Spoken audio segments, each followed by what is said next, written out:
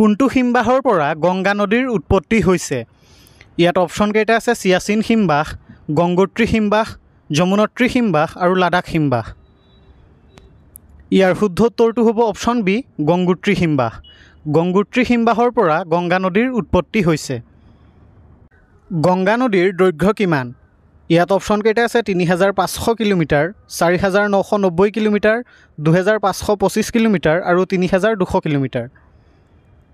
ইয়াৰ শুদ্ধ উত্তৰটো হ'ব অপশ্যন চি 2525 কিলোমিটাৰ। গংগা নদীৰ আটাইতকৈ দীঘল উপনৈখনৰ নাম কি? ইয়াত অপশ্যন কেইটা আছে দামোদৰ নদী, যমুনা নদী, গোদাবৰী নদী আৰু লোহিত নদী। ইয়াৰ শুদ্ধ উত্তৰটো হ'ব অপশ্যন বি যমুনা নদী। যমুনা গংগা নদীৰ আটাইতকৈ দীঘল উপনৈ। কেতিয়া গংগা নদীক ভাৰতৰ ৰাষ্ট্ৰীয় নদী হিচাপে ঘোষণা কৰা হৈছিল?